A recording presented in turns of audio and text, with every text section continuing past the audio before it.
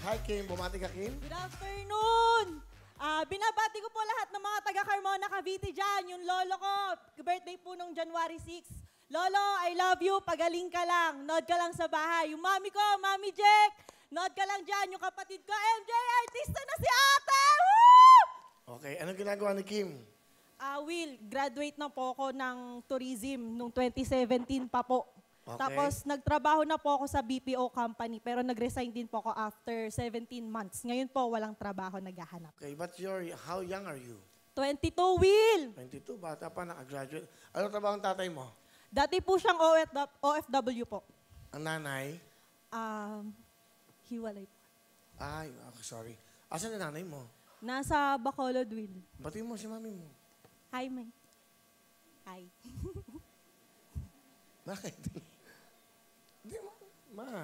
Hi, Ma. Yun lang. Love you. Hindi ka ba close sa mami mo? Hindi po masyado. Okay. Ilan kayo magkakapatid? Bali, may isa po akong kapatid kay Papa po, tas dalawa po sa mama ko. So, 3 kayo sa mama mo? Opo. Okay. Ba't ka sumali dito? Kasi Will, gusto ko talaga maging artista eh. Pwede siya maging artista, Ang no? ganda. Morena, ganda. Yan, ganda. Dalagang Pilipino. Like, close up mo nga, Dragab. Yan, ayan, o.